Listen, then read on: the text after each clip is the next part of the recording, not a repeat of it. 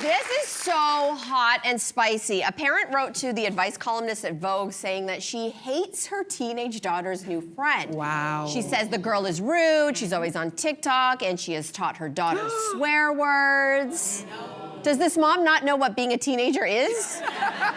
Anyway, should you as a parent intervene if you really don't like your kid's friends, or maybe you think those friendships are actually unhealthy for your child? What do we think? Susie and her fast self, swearing, carrying on, is not welcome in my house. Yes, I will be intervening, okay? Because here's the thing, the company you keep says a lot about you. And the habits that you develop as a young person are the ones that carry you through life. And so I think you have a duty as the parent and the steward of a young life to teach them, and so that they understand, that they know. So I think it also depends on the age. As a 6-year-old, you're not going to that birthday party. As a 6-year-old, my daughter's 6, you can't go and play in the playground with this person. When they're 13, 14, 15, that's when I'm looking to the future. What do I do then? Because that might create a situation where they want to be closer to this person. So that's what I'm afraid of. But for now, you ain't going. Like, that's what happens. Everyone remembers when you were dating in dating life and you bring someone home and your parents didn't like that person and they say, no, I don't want to see that person again. And then you'd end up sneaking off together. So like, you don't want to create that kind of a dynamic where your kids really just end up wanting to spend more time.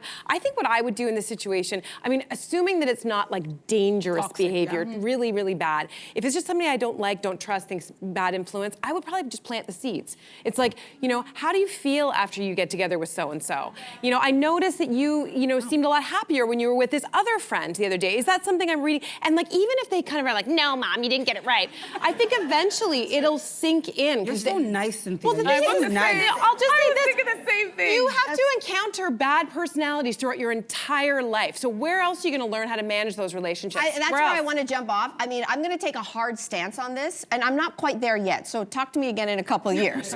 Right now, I think that my generation of parents, we are doing something fundamentally wrong. We keep rescuing our children.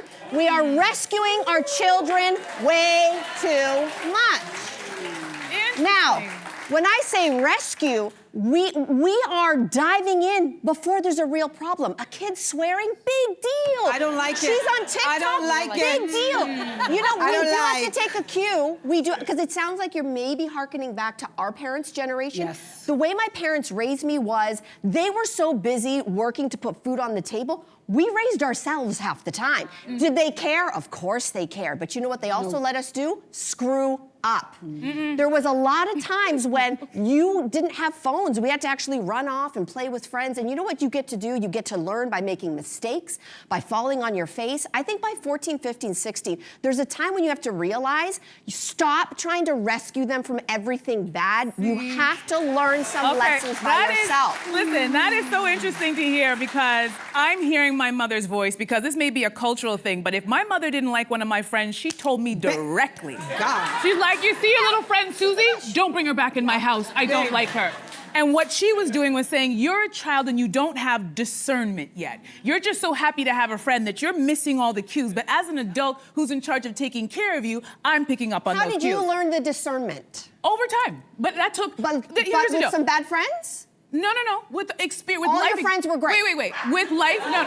Don't do that. Don't do that. With life experience, but at a certain age, there are certain things that I wasn't going to see, and my mother was concerned about making sure that I was with the right group of friends. And if someone's behavior, if they were rude, if you come in my parents' house, you don't say hello, you're opening fridge. My mom's like, no, that's not acceptable, and tell your little friend no. And you know what? It was awkward, but in hindsight, I'm glad that they did that, because it does take a little bit of time. Because one thing I know I didn't have when I was that age was the confidence to say to a friend, you know, you make me feel really uncomfortable. To stand up for I don't yourself. like when you make me do that. I didn't have that. So my mother was like, you see her? There's something about her. Just keep an eye on her. I don't like it. Don't keep her out of the house. And I don't have a problem with that. And I don't think anybody else should. But it's interesting that this mother today is grappling with it, whereas I came from a time where my mom, all the aunties in our family were very direct. Don't do it. Very direct. Hey, you, come a bit closer.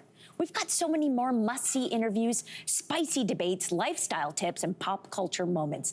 So subscribe to our channel by tapping the logo below and don't miss out.